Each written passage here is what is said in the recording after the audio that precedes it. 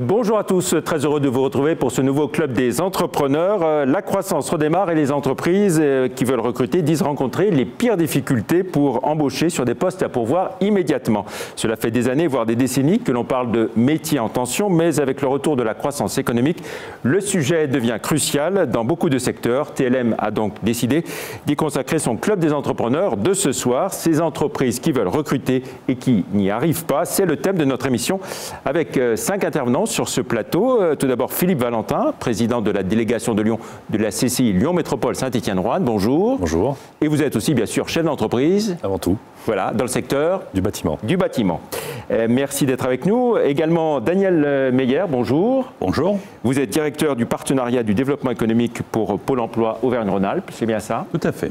Et ça regroupe quelles activités? Les activités effectivement de relations extérieures avec les entreprises, avec les partenaires que sont la région, les CCI, les chambres de métiers, mais aussi les agents d'emploi, donc l'intérim et puis enfin toutes les personnes qui travaillent aujourd'hui dans le recrutement et pour justement arriver à fournir toute la main-d'œuvre dont nous avons besoin dans les entreprises aujourd'hui. Alors justement, vous évoquiez l'intérim. On a un représentant d'une entreprise importante dans cette région, une entreprise lyonnaise, Jérôme Rieu, directeur général du groupe Adéquat. Bonsoir. Voilà, en quelques mots, Adéquat. Eh bien, Adéquat, d'abord, c'est une entreprise lyonnaise qui a été créée par Jean-Marc Brun, voilà, qui est encore fortement présent dans le groupe puisqu'il l'inspire. Adéquat, c'est 250 agences en France d'emploi. 2 marques importantes, une pour le travail temporaire et une pour le recrutement. Et puis c'est une entreprise qui est dynamique, qui fourmille de projets, avec actuellement la finalisation de 2 acquisitions à l'international, une au Canada, une en Irlande. On avait démarré la Belgique l'année dernière, donc le groupe va bien et elle rencontre effectivement les problèmes que vous venez d'évoquer. Et dont on va parler plus en détail maintenant. Ce soir, bien sûr. Merci beaucoup. Franck Petit-Demange est avec nous également, directeur régional du groupe Actual. Bonsoir. En quelques mots, ce groupe Actual. Alors, le groupe Actual, c'est aujourd'hui 210 agences. C'est aussi des cabinets de recrutement, ce qui s'appelle Actis. Et puis avec un développement aussi, un fort développement économique, où on a aussi fait de la croissance externe récemment. On vient de reprendre un groupe sur les Antilles, les DomTom. Donc on est vraiment dans une démarche de développement. C'est un groupe qui est aujourd'hui en fort développement. Et puis avec nous aussi Éric Monget, notre partenaire média, Flash Info, qui nous donnera quelques informations publiées récemment sur des entreprises qui recrutent, bien sûr. Oui, bonsoir. En effet, beaucoup d'informations dans des domaines d'activité variés. Voilà, donc que des bonnes choses en fait. Voilà, on dira tout ça à la fin pour garder le suspense. À vos côtés, Corentin Raymond, délégué général des écoles de production. Oui, bonsoir. Merci pour l'invitation. Les écoles de production, 25 écoles au niveau national qui travaillent sur les métiers en tension, principalement le bâtiment, l'industrie, la restauration et maintenant le digital aussi, le numérique. Très bien, merci à vous. Merci bien sûr aussi aux étudiants nombreux présents dans le public ce soir. Étudiants de l'ESSEMA, de l'IDRAC, de Digital Campus, de l'IFAC, de l'EFAP, de Made in et de l'ISCOM. Merci à eux d'être présents. Bien sûr, vos réactions sur les réseaux sociaux avec le hashtag Club des entrepreneurs. On va peut-être commencer par un état des lieux, Daniel Meyer. Quand on parle de ces entreprises qui ont des difficultés à recruter, de métiers en tension, on parle de combien d'emplois alors à l'échelle de l'ensemble du pays et à l'échelle de cette région Auvergne-Rhône-Alpes? Donc notre directeur général Jean Basser est intervenu à nombreuses reprises depuis quelques temps déjà sur les difficultés de recrutement et donc ce qu'on appelle un peu pudiquement les offres non pourvues qui correspondent très exactement en fait aux offres où l'entreprise a abandonné son recrutement parce qu'elle n'a pas trouvé de personnel. Ce nombre aujourd'hui dans les offres que nous traitons est de 150 000 offres par an. Donc sur l'année 2017. En réalité, on sait bien que nous ne traitons pas toutes les offres, puisque au niveau de notre système d'information, nous avons un système d'agrégation des offres qui permet, sur le site pôle emploi.fr, à la fois de traiter et de présenter les offres que nous recueillons à Pôle emploi et les offres partenaires. Et dans ce cadre-là, l'évaluation qui est faite par notre direction statistique est plutôt aux alentours entre une fourchette de 220 000 à 330 000 offres. Donc on voit effectivement l'ampleur, voilà. On entend parler de chiffres parfois qui montent à 300, 400 000. 330 000, on n'est pas loin de ce qu'on entend. Voilà. Donc c'est la fourchette haute, je dirais, aujourd'hui. Mais on va voir effectivement que peut-être ce chiffre peut encore augmenter. Donc clairement, si on raisonne 3,5 millions de chômeurs, ça veut dire qu'il y a quand même 10% de chômeurs qui, théoriquement, pourraient trouver un emploi tout de suite. Qui est tenu depuis des années, effectivement, et l'adéquationnisme aujourd'hui entre la demande d'emploi et l'offre d'emploi n'est pas aussi simple, mais je pense qu'on va en parler par la suite, parce que c'est pas simplement une équation mathématique, c'est beaucoup plus compliqué que ça, on en parlera sans doute aussi, sur la demande des entreprises. Et si on raisonne à l'échelle de la région ? À l'échelle de la région, on est entre 28 000 et 46 000 offres qui n'ont pas, effectivement, qui ont été abandonnées par les employeurs, faute de candidats, pour différentes raisons, parce que soit le candidat n'avait pas la formation, n'avait pas l'expérience, n'avait pas le diplôme. Il y a beaucoup de raisons pour lesquelles l'offre a pu être abandonnée. Alors je voulais juste remettre dans le contexte, donc 28 000, 46 000 offres franchement abandonnées, non pourvues par rapport quand même sur le site pôle emploi.fr, après 1 million d'offres en Auvergne-Rhône-Alpes qui sont passées par le site entre nos offres et les offres agrégées. Donc très exactement 488 000 passées par Pôle emploi. Donc on voit effectivement, même si ces chiffres est important, il faut le remettre aussi dans le contexte général où nous complétons cette analyse aujourd'hui parce que nous appelons ce qui existe depuis très longtemps, qui est une étude déjà faite avant la création de Pôle emploi, notamment avec le CREDOC, aujourd'hui qui s'appelle BMO. Besoin de main-d'œuvre que nous faisons chaque année, qui se fait entre octobre et décembre, et dont les résultats sont connus au mois d'avril. Donc je n'ai pas les résultats en avril pour cette année. Par contre, j'ai les résultats de 2016, sur lesquels, évidemment, nous interrogeons les entreprises par rapport aux besoins en 2017. Ce que je peux dire par rapport à ça, c'est que globalement, on avait déjà plus 5% de déclarations d'embauche, de déclaration de volonté d'embaucher quelqu'un en début 2017, donc pour l'année 2017 par rapport à l'année 2016. Et quand on leur pose la question aux employeurs, aux recruteurs, est-ce que votre recrutement sera difficile, de 38%, on est passé à 40% de gens qui estimaient déjà, donc en fin 2016, que le recrutement en 2017 sera difficile. Donc on voit que cette croissance a déjà une petite histoire et qu'elle est en train peut-être de s'emballer. Voilà, on peut dire que clairement c'est quelque chose que vous mesurez du doigt tous les jours. Alors Philippe Valentin, à la fois avec vos responsabilités à la Chambre de commerce et d'industrie et puis en tant que chef d'entreprise. Oui, tout à fait. C'est assez inédit, c'est que le climat est bon, la confiance elle revient. Dans le bâtiment, on la mesure tous les jours. Et il y a un paradoxe, c'est qu'on pourrait supposer que c'est super, ça y est, on est sur une lancée. Et au niveau de la correspondance par rapport à avoir des ressources, des nouvelles ressources, ça coince. Donc c'est assez déstabilisant parce que la préoccupation première, c'était de prendre des affaires. On les a, les carrés de commandes sont plutôt bien remplis. Et c'est la difficulté de pouvoir les réaliser. Donc avec toutes les peines du monde, pour des questions diverses et variées, donc qui va être débattues. C'est assez perturbant parce que ça fait, dans le bâtiment, ça fait quelques années, on est plutôt dans la souffrance. Et là, il y a un go qui est parti et puis on est scotché un petit peu parce qu'il y a la matière qui est pas là et des gens de talent, ça ne remet pas en question les personnes, mais c'est une vraie difficulté au quotidien. Jean Brieuc, c'est quelque chose que vous mesurez bien sûr aussi tous les jours. Alors quand il y a reprise économique, on commence déjà peut-être par faire appel à l'intérim avant de peut-être recruter en CDI.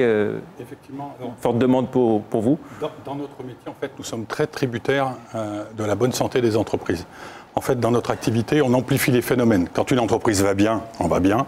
Quand elle va mal, on va très mal. Nous, on est toujours un petit peu aux extrêmes et on est rarement dans une situation qui nous permette de répondre favorablement à l'ensemble de nos demandes. Alors, c'est vrai qu'actuellement, on cumule un petit peu deux données. D'une part, la reprise économique qu'on a évoquée. Quand une entreprise a un carnet de commandes qui est important, eh bien, en fait, soit elle sous-traite, soit elle embauche.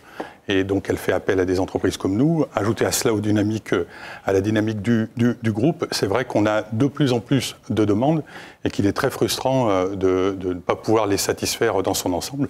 Ça concerne d'ailleurs, y compris le groupe Adéquat qui, comme je vous le disais tout à l'heure, est en pleine forme, recrute et même nous, parfois on a du mal à trouver les personnels nécessaires. Ce qui fait qu'en fait on observe une situation assez inédite où finalement le rapport de force a complètement changé. Auparavant, une entreprise, elle cherchait ou elle séduisait les compétences spécifiques. Aujourd'hui, en fait, c'est le candidat, et quelle que soit sa qualification, qui a le choix. C'est plus l'entreprise qui choisit son candidat. Absolument. C'est le candidat qui... Absolument. Et donc, il faut probablement repenser, et on l'évoquera, notre façon de parler aux demandeurs d'emploi. Et de se dire comment on peut essayer de faire correspondre un peu ces deux mondes. Entre d'un côté, c'est un paradoxe complètement dingue, vous avez des entreprises qui ont des emplois à proposer, de l'autre, des gens qui sont sans emploi, et c'est un vrai drame. Et donc il y a probablement des attentes de la part des demandeurs d'emploi qui n'arrivent pas à rejoindre celles des entreprises, d'où le rôle de tous les acteurs qui interviennent dans le monde de l'emploi, comme le groupe Adéquat, pour essayer de fluidifier et de créer les conditions pour qu'on arrive à faire correspondre un besoin d'un entrepreneur et de créer des conditions de rêve pour les demandeurs d'emploi. Sans doute la question aussi de la formation en tant que telle. Alors oui, on aura l'occasion d'y revenir. Franck Petit-Demange, à votre niveau, vous mesurez que c'est un problème d'une ampleur de plus en plus importante? Oui, c'est un problème évidemment général, hein. C'est vrai qu'on le mesure. On est en plus dans une région extrêmement dynamique, hein. La région Rhône-Alpes, c'est quand même le deuxième bassin économique français, donc c'est évident que sur un bassin comme le nôtre, on le ressent peut-être encore plus. Et c'est vrai qu'aujourd'hui, on se doit d'être innovant, parce que sinon, le défi va être vraiment très important dans l'avenir. Et pas dans l'avenir dans 10 ans, hein, dans les 5 ans à venir, on va tomber vraiment sur des problématiques encore plus importantes. Et on se doit aujourd'hui d'être innovant, de s'unir un peu tous pour trouver des solutions et répondre à ces problématiques, sachant, on sait que dans les 5-10 ans à venir, la majorité des métiers émergents qui vont arriver ne sont pas encore connus, et donc il va falloir révolutionner un peu le monde du travail et les compétences, puisque c'est vraiment un problème de compétences. Clairement, on dit qu'aujourd'hui, il y a la moitié des métiers qui ne sont pas connus, pas identifiés encore. Oui, on dit qu'il y a à peu près 50% des métiers qui ne sont pas encore identifiés dans les années à venir, et aujourd'hui, c'est vraiment le problème de compétences, on en parlera, mais si vous regardez le dernier rapport de l'OCDE qui est sorti au mois de septembre, la France est classée sur l'ensemble des pays qui ont été analysés avant-dernier, sur les compétences. Donc c'est juste dramatique. Et il y a une situation d'urgence à laquelle on doit répondre absolument dès maintenant en trouvant des solutions sur les problématiques, certes immédiates, mais aussi se projeter, hein. Il faut aussi penser au moyen terme et long terme, puisqu'on peut anticiper certaines choses. C'est la situation dans laquelle on est aujourd'hui, c'est peut-être aussi parce qu'il y a eu un manque d'anticipation dans certains domaines. Et on peut dire que la situation est encore plus compliquée dans des départements où il y a faible taux de chômage. Je pense à Alain qui est à côté du Rhône, oui, bien sûr. Haute-Savoie aussi. Bien sûr, Savoie, Haute-Savoie, oui, parce qu'il y a la proximité de la Suisse, et donc c'est un département avec un taux de chômage à 5%, qui est vraiment très faible, l'un pour d'autres raisons, mais ce sont des bassins en effet qui sont compliqués, et aujourd'hui on se doit d'apporter justement un peu d'innovation, mais dans différents domaines dont on viendra tout à l'heure. À la fois, en effet, sur les recrutements auprès des candidats, où il faut révolutionner les choses, c'est certain. Et puis auprès des entreprises aussi, où il faut apporter une posture plutôt de conseil avec une vision globale telle qu'on peut avoir dans nos différents métiers, pour pouvoir apporter des réponses différentes et bousculer un petit peu les idées préconçues sur les méthodes de recrutement. Alors ça veut dire qu'il faut revoir beaucoup de choses au niveau de l'offre en termes de formation Oui. Mais je crois qu'au-delà de l'offre de formation, il faut aussi préciser qu'il n'y a pas que les métiers émergents, il y a aussi que les métiers qui existent aujourd'hui, dont on a une certaine représentation, ont évolué. Il y a beaucoup de métiers qui sont devenus beaucoup plus techniques. On demande beaucoup plus de choses au point de vue des compétences, beaucoup plus de compétences, des compétences aussi, des compétences professionnelles du style relations humaines, travail en groupe, etc. Des compétences numériques éventuellement. On demande effectivement, les métiers ont tous évolué. D'où effectivement la nécessité non seulement de faire évoluer la formation, mais de faire évoluer aussi peut-être la posture des personnes. Alors vous parliez tout à l'heure effectivement du rapport de force qui s'inverse entre la personne, je dirais, du chercheur d'emploi, je dirais même pas du demandeur d'emploi, puisqu'en fait il y a aussi ce mouvement, ce flux entre les entreprises, les personnes changent aujourd'hui assez rapidement. Je rappellerai juste que, parce que nous sommes quand même voisins avec nos amis italiens, en Italie, les demandes d'emploi, c'est l'offerta, et l'offre d'emploi, c'est la demanda. Les choses sont inversées depuis longtemps. Vous me direz, c'est une façon de présenter les choses. N'empêche qu'on est en train d'aller là-dessus, et je trouve que c'est intéressant, parce que finalement, un chercheur d'emploi, un demandeur d'emploi, il doit pouvoir offrir des services, il doit pouvoir être capable de dire ce qu'il est capable de faire à l'entreprise. Et ça, on a besoin de travailler au-delà aussi du CV, et effectivement, ça, c'est en train de se révolutionner aussi avec les réseaux sociaux, avec tous les outils numériques qu'on a, puisque nous, Pôle emploi, on essaie de développer quelque chose que j'estime aujourd'hui très en avance par rapport à ce qui se fait dans d'autres pays ou par d'autres partenaires, c'est Pôle emploi, l'Emploi Store, qui permet aujourd'hui, sur n'importe quel smartphone, d'avoir accès à la bonne formation. Vous pouvez avoir toutes les formations, le taux de reclassement à la fin de la formation, vous avez les offres d'emploi, vous avez plein d'informations. Donc on passe aussi à l'ère du digital pour accélérer la relation entre l'entreprise et le demandeur d'emploi. Franck Petit-Demange. Je voulais rebondir sur ce que vous disiez, parce qu'il est vrai qu'aujourd'hui, l'ère de la digitalisation, le numérique vient révolutionner les choses. Et donc, dans le groupe actuel, aujourd'hui, on a mis en place justement cette méthode différente aussi. Quand je parle d'innovation, c'est aussi ça. C'est se dire comment est-ce qu'on peut recruter aujourd'hui les nouvelles générations, ou pas les nouvelles générations d'ailleurs, qui ont un smartphone et qui ont envie de pouvoir être informés, pouvoir être recrutés différemment. Il faut se poser la question, est-ce qu'aujourd'hui, le recrutement sur CV, avec les diplômes, etc., est-ce que c'est encore adapté? Ça ne veut pas dire qu'on doit le supprimer, est-ce que c'est encore adapté aux méthodes et aux besoins des entreprises aujourd'hui avec cette problématique qu'on rencontre. Donc aujourd'hui, on a un outil aujourd'hui qui s'appelle onvabosser.fr, en effet, qui permet aux candidats de s'inscrire en remplissant un questionnaire. On ne parle pas de CV, c'est un questionnaire. Les entreprises font de même, donc c'est ouvert à tout le monde. Elles remplissent un questionnaire. Et puis il y a une intelligence artificielle qui va matcher pour voir si les comportements, il y a beaucoup de savoir-être dans ce questionnaire, le comportement, la motivation, des valeurs aujourd'hui de comportement vont matcher avec les entreprises et puis ils vont se mettre en relation, tout simplement. Et ça se fait avec un smartphone. Donc c'est vrai qu'on va une sorte de place de marché. Oui, bah oui. Et ça, on va avancer de plus en plus vers ces moyens dématérialisés avec, je pense en effet que le CV aujourd'hui va être remis en question. Est-ce que c'est encore valable? C'est une question, voilà. Peut-être. Sur la question de la formation, clairement, ça veut dire qu'il y a quand même un problème d'adéquation entre les demandes, les besoins des entreprises et les personnes qui sont en capacité en recherche de travail et qui n'ont pas les formations adaptées à l'entreprise. Alors le constat, des fois, moi ça me fait de la peine parce que on est entouré de jeunesse et c'est très péchu, les gens sont volontaires, ils veulent créer des entreprises, donc il y a quand même une mutation. Avant c'était plutôt la sécurité de l'emploi, là on n'a jamais eu autant de jeunes qui veulent créer leur affaire. Donc chapeau et insister à aller à fond. Et ce qui est dramatique, c'est qu'avant, on est dans un mouvement où ça va de plus en plus vite. Moi, je parle par exemple du bâtiment avec la transition numérique. C'est un domaine assez stéréotypé, ancestral, avec des traditions, et c'est en train de tout exploser. Voilà. Donc on assiste à, y compris dans le bâtiment, et ce qui est très perturbant, c'est que des personnes d'un certain âge qui n'ont pas connu la mouvance de l'informatique, ça pourrait se comprendre, mais là on voit des jeunes qui sont en décalage, parce que dans leur formation, la formation n'est pas en adéquation par rapport à la rapidité de transformation de l'activité. Ils arrivent en disant, bah là, moi j'ai une bonne formation, j'ai appris ça, etc. Mais de ce que vous me parlez, j'ai rien vu. Parce que la constante de temps, elle est de 2-3 ans. Et pour monter à une formation, c'est relativement long. Donc on met en difficulté, parce que c'est toujours le même dilemme, est-ce qu'il y a le développement personnel sur la formation, pour que la personne soit bien construite, avec des fondamentaux forts pour qu'elle puisse apprendre à apprendre, et puis la pertinence par rapport à un futur job. Et on navigue entre tout ça, quoi. Et quand vous avez un jeune qui est bien structuré, qui est motivé, mais qui a un handicap à tel point, c'est que nous, on a initié un centre d'expertise sur le numérique, sur le BIM, pour ne pas le citer, où je prends des jeunes qui sortent des formations et uniquement pour pouvoir être crédible sur une embauche, sur un entretien, en disant est-ce que je pourrais avoir une petite culture là-dessus, parce que systématiquement, on me pose de plus en plus ce type de questions. Et c'est là que c'est emblématique par rapport à la jeunesse, et l'alternance, c'est un vrai sujet. La connexion avec le monde de l'entreprise fait que les jeunes sont plus armés, et je crois que c'est une voie...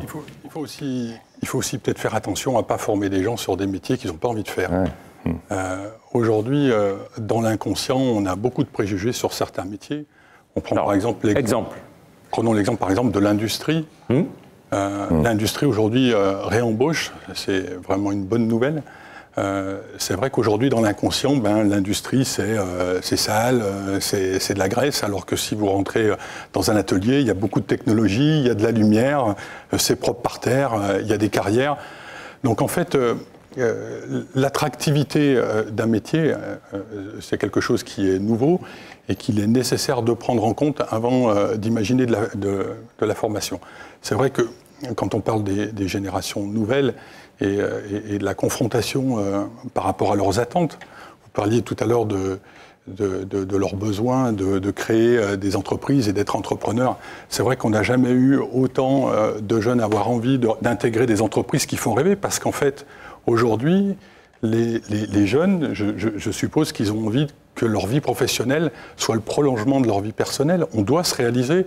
Et donc, en fait, ce qu'ils ne trouvent pas dans une entreprise, eh bien, ils le créent. Ils se mettent en freelance, ils se mettent auto-entrepreneurs, ils rêvent d'aller dans une start-up. Et donc c'est vrai qu'il y a des entreprises qui doivent faire un peu la révolution, ou des secteurs d'activité qui doivent faire un petit peu leur introspection sur leur niveau d'attractivité. Si on prend par exemple exemple alors je vais vous donner un exemple de ce qu'on a fait, mais prenons l'exemple d'un secteur comme l'hôtellerie et la restauration qui est en forte tension. Dont l'image a quand même pas mal évolué. Vous avez vu, encore hier soir, il y avait une émission Top Chef. Ça redonne un peu des lettres de noblesse à un métier et ça le rend un petit peu plus attractif. Quand vous avez des appellations qui datent de 50 ans, quand vous êtes chaudronnier, soudeur, c'est vrai que c'est des métiers, il faut peut-être repenser à la façon de donner envie aux jeunes de faire un métier technique. Et puis, il faut aller en fait au-devant des gens. Nous, on a développé effectivement une relation avec nos candidats qui est différente. En fait, au lieu de leur présenter une annonce et de leur demander de répondre pour espérer un jour que les planètes s'alignent, en fait, on leur demande de nous adresser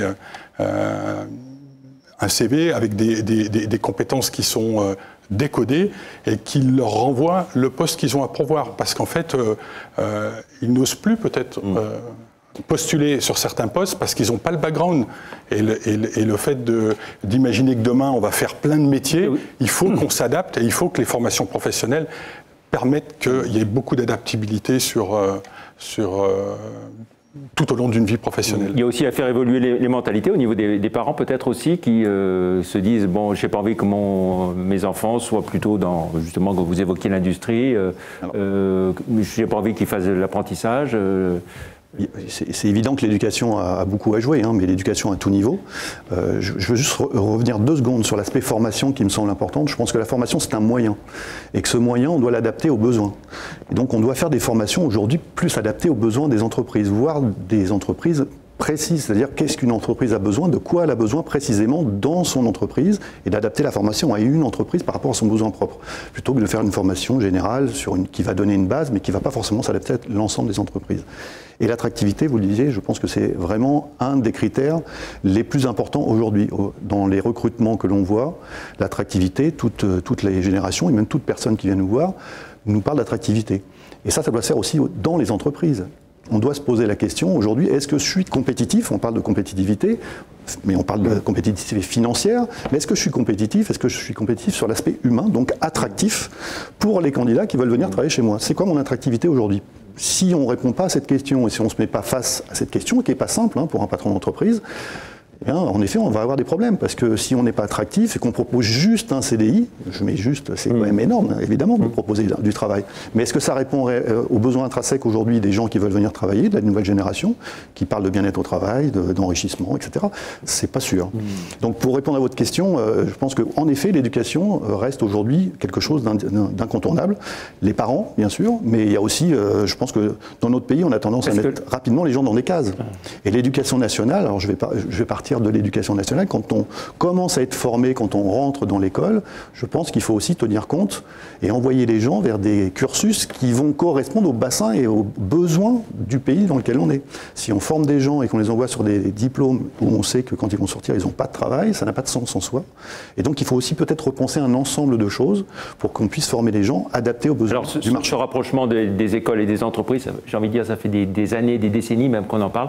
Est-ce qu'on peut dire que les choses bougent, avancent de ce point de vue, ou est-ce que ça reste une pétition de principe? Non, très franchement, aujourd'hui, on a signé une convention avec la région le 19 janvier, dans laquelle, notamment, on précise qu'on met nos moyens en complémentarité. C'est-à-dire qu'il n'est pas question de savoir vraiment complémentarité par rapport notamment aux besoins des entreprises.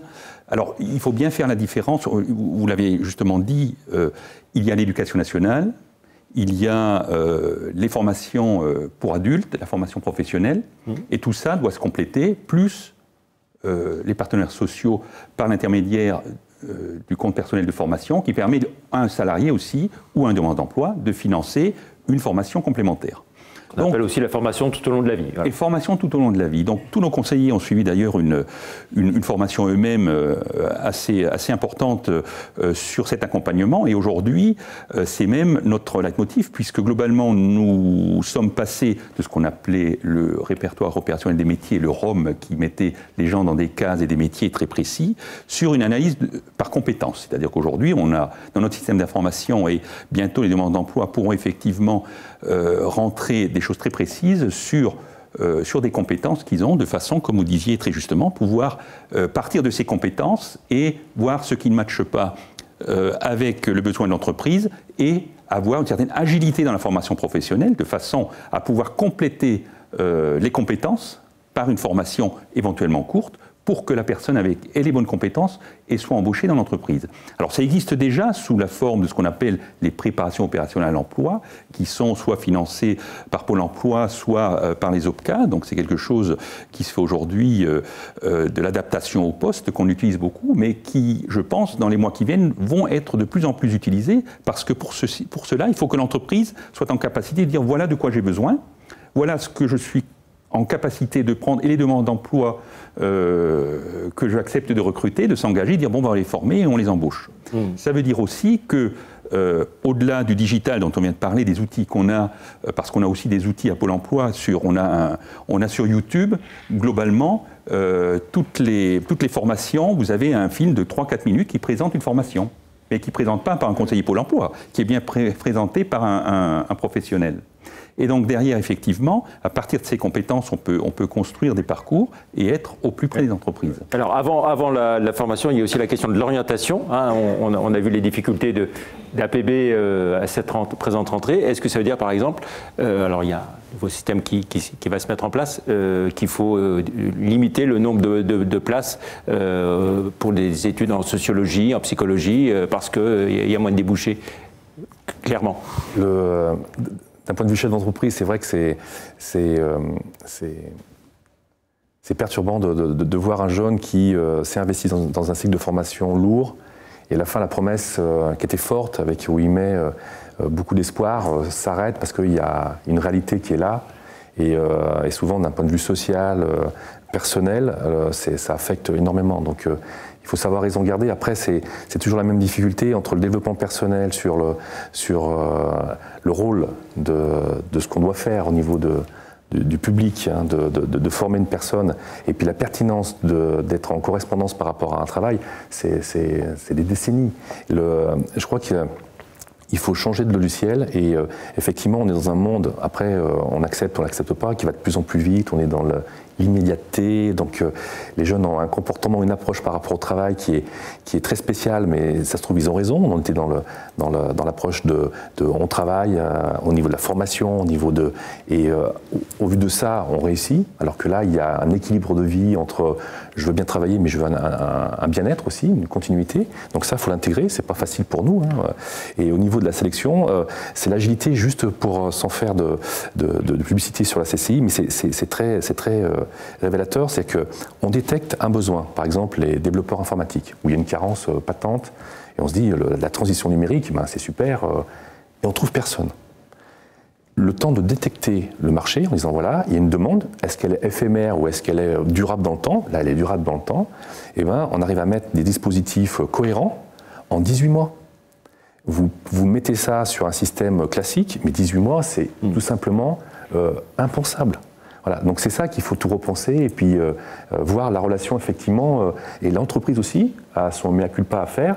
Parce que alors là, il y a eu des initiatives aussi avec la région, l'école 101, l'école de codeurs. Alors il y a des entreprises aussi qui prennent des initiatives. Hein. Je pense à LDLC par exemple, qui a créé une école sa propre école de formation. Oui, et puis moi aussi, j'ai créé mon petit centre d'expertise, parce qu'à un moment donné, on prend le taureau par les cornes, puis on dit, voilà, on ne trouve pas, il y a un marché qui s'ouvre, pas moyen de trouver des compétences là-dessus, allez, pourquoi pas, on se lance, et puis avec des chefs d'entreprise, on crée nous-mêmes, parce qu'on ne trouve pas le support pour avoir des jeunes dessus. C'est vrai qu'on subit, je rejoins assez sur la partie, sur l'éducation, on subit un petit peu les conséquences de le bac pour tous, donc en fait de favoriser des filières généralistes. Mais bon, c'est pas grave, moi j'ai envie de rester en tout cas très positif, parce que quelqu'un qui est bien formé, qui a la tête bien faite, qui a appris, on peut observer, prenons l'exemple d'un métier comme la logistique par exemple, qui a été à un moment donné un métier refuge, voilà, il y a des potentialités, c'est un métier qui est difficile. On voit arriver parfois des jeunes qui ont un bac plus 4, un bac plus 5 pour faire un métier entre guillemets basique au départ et qui se retrouvent au bout de 2 ans manager d'une équipe de 10 personnes et au bout de 4-5 ans parfois second ou patron d'un entrepôt. Donc finalement, l'éducation, quand elle est généraliste, elle donne aussi la capacité à apprendre et elle donne aussi la capacité à s'adapter.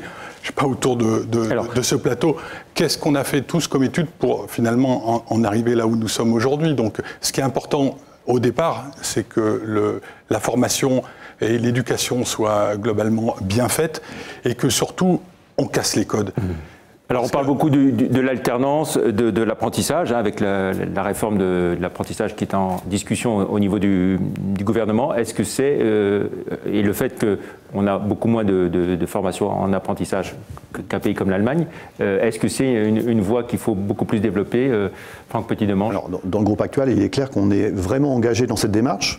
Je pense que c'est une vraie solution. En effet, l'apprentissage, c'est une possibilité aujourd'hui pour toute personne d'arriver dans un métier, d'apprendre un métier et voire de s'adapter là encore à une entreprise. C'est-à-dire qu'on peut mettre des gens en apprentissage dans n'importe quelle entreprise, elles vont s'adapter aux besoins, aux méthodes, à la culture de l'entreprise, c'est ce qui est très important, et ça va leur permettre d'évoluer sainement, et ça ne veut pas dire qu'elles ne vont pas changer et qu'elles ne vont pas rebondir sur d'autres choses. En tous les cas, c'est vraiment aujourd'hui une source qu'il ne faut surtout pas arrêter, au contraire qu'il faut développer, il faut nous laisser la main aussi sur ce type d'initiative au niveau des régions, pour qu'on puisse vraiment avancer et mettre ça en place. Je suis tout à fait partisan en tous les cas, et dans le groupe actuel, on pousse et on milite pour aussi cette action. Alors justement, on était au Mondial des métiers aujourd'hui, qui a ouvert ses portes ce matin, et puis qui continue jusqu'à dimanche. Je vous propose de découvrir l'exemple d'un secteur, hein, c'est le secteur lumière, éclairage, avec le cluster lumière.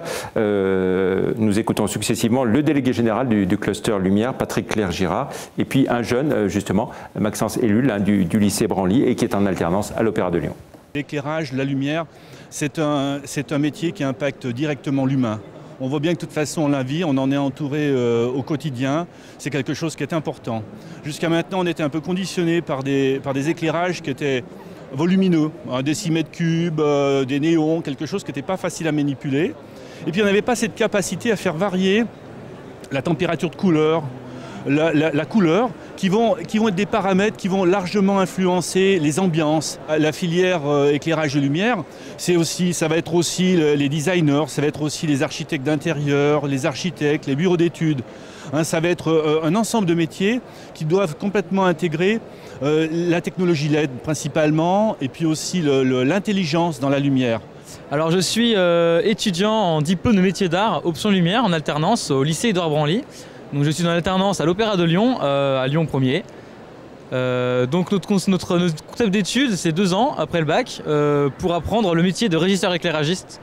Pour tout ce qui est contrôle, installation de plans lumière lors d'un spectacle ou d'événementiel. Donc par exemple sur le stand du Mondial des métiers, c'est un élève de notre classe qui a composé tous les plans avant et la création sur ordinateur de la modélisation des mouvements des projecteurs de l'éclairage. Et hier, toute l'équipe, donc les 12 élèves de la formation, sont venus au Mondial ici à Eurexpo. On a fait toute l'installation, le branchement, les réglages. On a commencé à prendre en main les logiciels de contrôle. pour pouvoir contrôler tout l'éclairage par une tablette tactile et pouvoir montrer aux gens comment on fait en temps réel.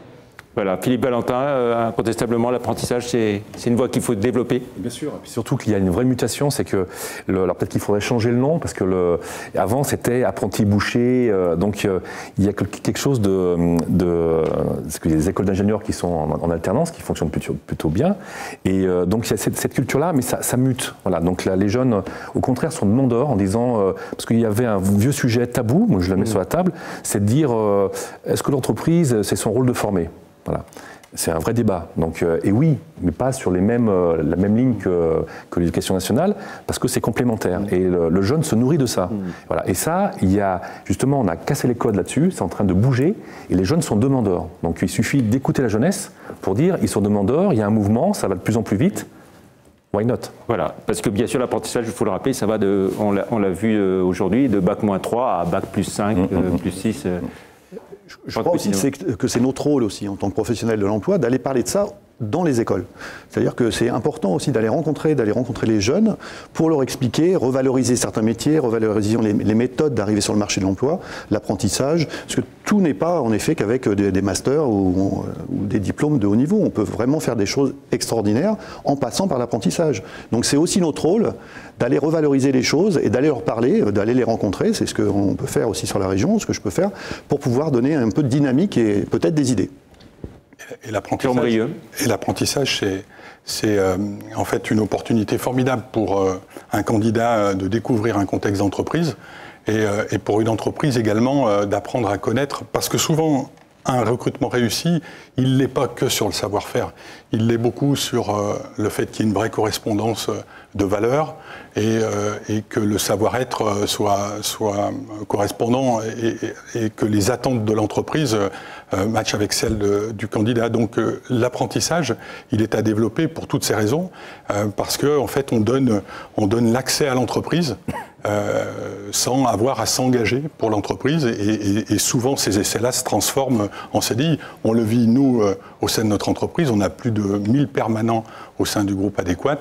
On a à peu près 10% de nos salariés qui ont intégré l'entreprise à travers ce mode d'apprentissage, et qui est autant un apprentissage de l'entreprise qu'un apprentissage du métier.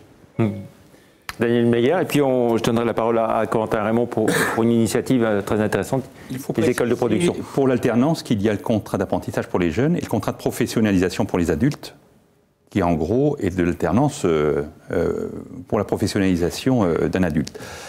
Aujourd'hui, on espère que dans la réforme, effectivement, il y aura des évolutions, parce qu'aujourd'hui, le contrat de professionnalisation revient plus cher que le contrat d'apprentissage. Donc c'est un frein aujourd'hui. En attendant, nous avons chaque année des forums de rencontres où des entreprises cherchent des demandes d'emploi pour entrer en contrat de professionnalisation. On fait ça très couramment.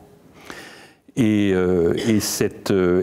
pour nous, c'est extrêmement important parce que c'est un emploi garanti. À partir du moment où on rentre sur un contrat d'apprentissage, on a très peu d'échecs, les gens y restent. Et alors, vous avez peut-être entendu d'un mot que j'aime beaucoup, qui est le figital. En fait, on parle beaucoup de digital, mais il ne faut pas oublier que ça ne suffit pas. C'est-à-dire, comme vous l'avez très justement dit, vous voyez un métier qui est expliqué sur un écran de télé, vous dites oui, ça me plaît, sauf que si vous n'avez pas rencontré l'employeur qui vous dit faut être là à 6 h du matin pour, quand le camion s'en va pour le remplir, vous n'avez pas compris la moitié du métier. Donc il y a aussi une partie digital, physique, voilà, et digital. Tout à fait, où effectivement il faut accompagner la personne sur une perception plus réelle, plus terre à terre du métier qu'il recherche. Alors il y a des initiatives qui sont prises, on a parlé de l'apprentissage, encore une autre initiative, ce sont les écoles de production. Corentin Raymond, expliquez-nous ce que sont ces écoles de production, qui les a créées, comment ça fonctionne. C'est la région lyonnaise en 1882, donc c'est 130 ans d'existence, et un développement régulier jusqu'à aujourd'hui, 25 écoles au niveau national, 10 en Rhône-Alpes, 15 hors Rhône-Alpes, dans une dizaine de métiers. Donc des métiers en tension, avec une offre pédagogique qui est particulière, qui est basée sur 2/3 du temps, donc le même rythme que l'apprentissage, 2/3 du temps en pratique, sur des commandes réelles de clients qui se font à l'école. Donc on fait venir l'activité à l'école et on complète par 1/3 du temps sur des enseignements généraux qui permettent aux jeunes, alors des jeunes jeunes, 15 ans, qui n'ont plus envie d'aller à l'école, donc on va les appeler les décrocheurs. Les décrocheurs ou des jeunes qui ont envie d'apprendre autrement. Donc, 2/3 du temps sur des commandes réelles de clients pour apprendre leur métier. Ça a pour objectif de répondre à la problématique de trouver un contrat d'apprentissage quand on est jeune, parce que en fait, une des grandes difficultés, c'est à 15 ans, on n'a pas obligatoirement les codes, on ne sait pas obligatoirement très bien ce qu'on veut faire, et quand on parle d'un certain nombre de métiers comme l'usinage, effectivement, l'automobile, la restauration, bien d'y rentrer à 15 ans, c'est difficile.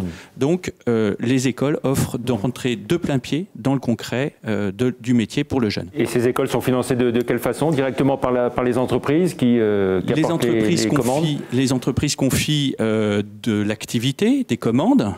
Donc, 1/3 du budget à peu près est apporté par les commandes des clients, 1/3 par les financements des régions sur le financement de la formation professionnelle ou de l'apprentissage, et puis 1/3 par la taxe d'apprentissage apportée par les entreprises. Un exemple, une école qui est proche, qui est à Lyon, 47 élèves, 160 clients, donc une proximité très importante avec les entreprises qui confient de l'activité et qui versent leur taxe d'apprentissage à l'école. Voilà. Sur les secteurs, vous en avez cité certains, on peut les détailler un peu? Oui, alors les métiers de l'industrie avec la chaudronnerie, l'usinage, les métiers du bâtiment avec la menuiserie, la charpente, la métallerie, la serrurerie, les métiers de l'automobile, de la restauration, du paysage, et puis une nouvelle école qui a ouvert à Villeurbanne cette année avec une approche très innovante, justement pour les 15-18 ans, dans le numérique, le digital, pour former ces codeurs dont on dit avoir besoin. Les entreprises ont vraiment des besoins à ce niveau-là pour des premiers niveaux de qualification qui ensuite peuvent permettre d'accéder à des formations supérieures. Il y a une notion de filière aussi, mais aussi d'accéder à l'emploi directement. Et c'est des formations qui durent combien de temps? Les parcours en école de production sont entre 2 et 4 ans. Et puis ensuite, les élèves, à 50%, vont poursuivre leur formation en BTS, en apprentissage bien sûr, puisque lors de leur formation en école de production, ils auront passé, pour quelqu'un qui fait un CAP, près de 2000 heures de pratique. Donc, ce sont des jeunes qui sont... Ils arrivent à partir de quel âge Qui arrivent à partir de 14-15 ans. Ils ont une très bonne pratique professionnelle, ils sont rapides, donc ils correspondent vraiment aux besoins des entreprises. Et puis ils ont cette qualité particulière d'avoir appris à travailler en équipe. Un maître professionnel pour 8-10 jeunes, ils passent 25 heures par semaine ensemble et donc ils apprennent à travailler ensemble. Et donc on travaille vraiment sur cette notion de savoir-être, de compétences humaines, on appelle ça les soft skills, les compétences humaines pour travailler dans une entreprise. Et puis aussi apprendre à apprendre, parce que finalement on parle beaucoup d'évolution professionnelle, de changement de métier, et c'est très important d'apprendre à apprendre, de renouveler ses compétences régulièrement. Et donc, c'est ce qu'on leur apprend. Quand vous disiez 14-15 ans, ça veut dire cette fameuse barrière des 16 ans, vous avez fait sauter le tabou, j'ai envie de dire, des 16 ans? Je crois que vous posez une bonne question. Non, aujourd'hui, une des grandes difficultés, c'est effectivement de faire reconnaître ce modèle d'école à partir de 15 ans. Si on était sur les 16 ans, finalement, ça ne serait pas très compliqué. Mais d'être aujourd'hui sur les 15 ans, ça veut dire de proposer, avant que le jeune décroche de l'école, eh bien, une alternative, une pédagogie adaptée qui mène vers l'apprentissage, mais qui permet surtout aux jeunes d'être directement de plein pied avec le concret, d'être actifs. Ce que disent les jeunes dans nos écoles, c'est qu'ils sont heureux d'être debout, d'être en activité, parce qu'à l'école, ils en avaient assez. Très bien. Un commentaire sur cette initiative? C'est une très très belle initiative. Enfin, c'est pas, comme disait Corentin Raymond, c'est quelque chose qui existe depuis longtemps, oui. L'école production. Et aujourd'hui, effectivement, je crois que ça montre bien que l'alternance permet d'aller sur des métiers et de vivre ce métier au quotidien, que ça ne soit pas une formation découplée de l'entreprise. Ce que je trouve intéressant dans le modèle aussi, c'est que finalement, l'entreprise quelque part, donne du travail directement aux jeunes à réaliser à l'école. Ça, je trouve ça très intéressant. Ce qu'on fait aussi, mais à beaucoup moindre mesure dans l'enseignement professionnel, et je crois que c'est quelque chose à développer. Mais là, on parle effectivement des jeunes en apprentissage sur des métiers de l'industrie, des métiers de ce type-là. On a parlé tout à l'heure aussi du numérique et de l'envolée aujourd'hui des métiers du numérique, de l'école 100, etc. Il faut quand même rappeler qu'entre 2008 et aujourd'hui, 30% des créations d'entreprises en Auvergne-Rhône-Alpes sont dans le domaine du numérique, de l'informatique, etc. Et qu'aujourd'hui, effectivement, là aussi, dans ce domaine aussi, je pense que de plus en plus, on a des propositions pour travailler, pour former des gens par le système de l'alternance. Et on sait que dans cette filière, il y aurait des milliers de postes qui pourraient être créés immédiatement. Tout à fait. On entend dire parfois que, je crois que c'est dans le secteur des experts comptables, comme ils ont des difficultés à recruter, maintenant, ils proposent même des welcome bonus pour attirer véritablement des jeunes. Aujourd'hui, en fait, tous les moyens sont bons, effectivement, pour capter le candidat, pour essayer de l'attirer. On a lancé une initiative dernièrement de complètement casser le code des annonces. On a une fonction sourcing qui n'existait pas il y a 4 ans. Aujourd'hui, on a 4 personnes qui travaillent à plein temps pour professionnaliser les annonces. Et on a écrit dans une annonce super-héros en CDI dans la galaxie industrie et on recherchait des super-pouvoirs. Et donc on décrivait les super-pouvoirs attendus par le candidat. Habituellement, je ne sais pas si vous vous baladez sur les job boards, c'est très rébarbatif. Je sais pas, il y a pas plus de 4% des gens qui cliquent sur une annonce qui postulent à un poste.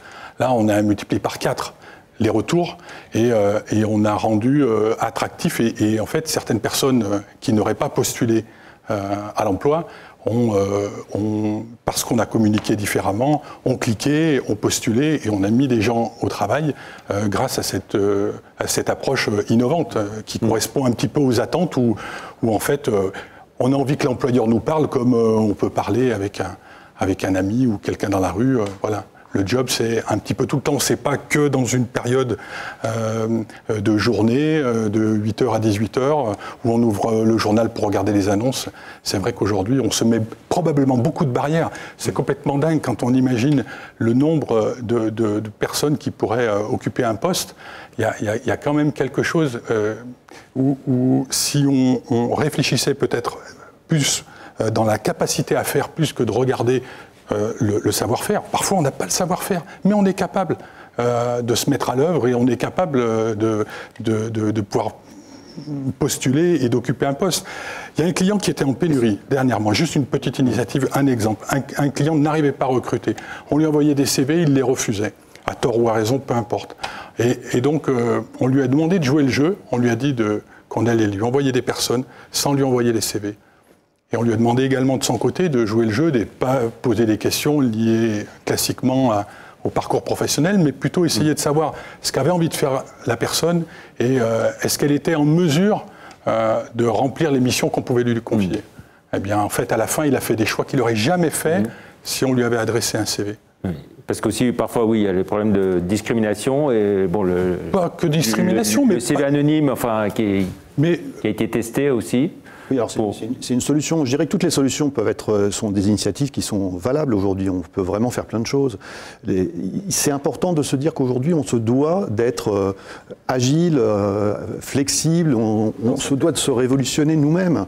Ça commence par nous. Hein. Ça commence par notre vision des choses. La remise en cause de nous-mêmes, de notre vision des choses, de notre culture, de ce qu'on est persuadé depuis des années.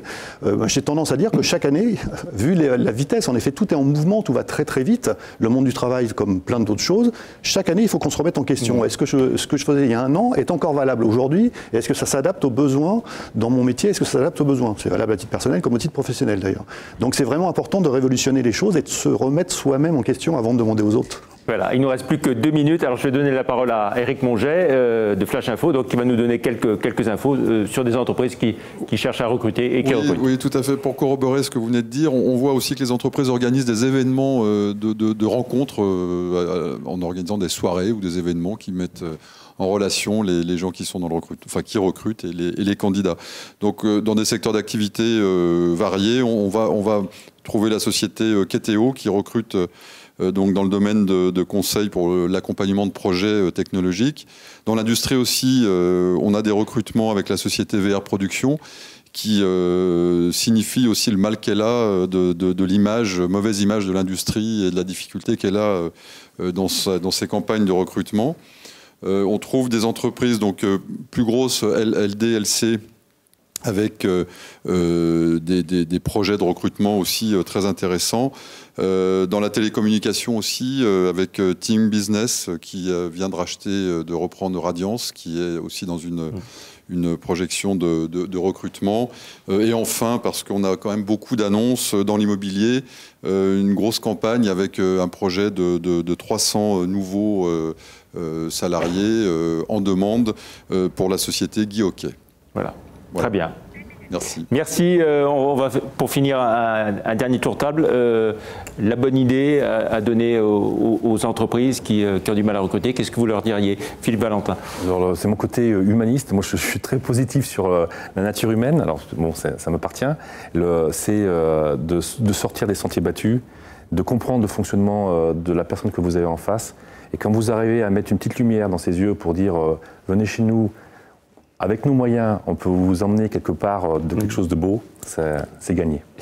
Daniel Meyer, la bonne idée? La bonne idée, c'est que les entreprises oublient le CV, comme on vient de le dire, et passent par exemple par ce qu'on a mis au point, la méthode recrutement par simulation, qui permet effectivement de travailler absolument sans CV et de mesurer les habiletés des personnes, et de les tester dans l'entreprise, puisqu'aujourd'hui, il existe aussi de faire des évaluations et des stages en tant que demandeur d'emploi dans l'entreprise, où effectivement on peut se rendre compte du matching avec la personne. Corentin Raymond, la bonne idée?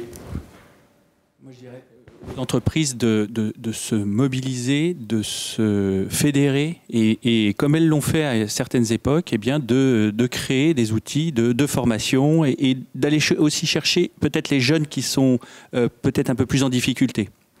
Franck Petit-Demange. J'aurais tendance à dire qu'il faut absolument qu'on s'ouvre et qu'on se remette en question, et surtout qu'on remette l'humain au cœur et au centre de tout cela. C'est les gens, hein, c'est vraiment ça qui est important, parce que c'est la ressource qui va pouvoir faire avancer les choses. Jérôme Rieu, le mot de la fin. La bonne idée pour une entreprise? La bonne idée, je ne sais pas, en tout cas on voit beaucoup de gens tous les jours dans nos agences, des gens qui sont formidables. Peut-être qu'il faut les écouter et se parler et savoir effectivement casser les codes dont on a parlé tout au long de cette émission et donner la chance aux jeunes. Très bien. Merci à vous tous d'être venus. Merci aux étudiants qui étaient présents de ces nombreuses écoles lyonnaises. Merci, bonne soirée, au revoir. Merci.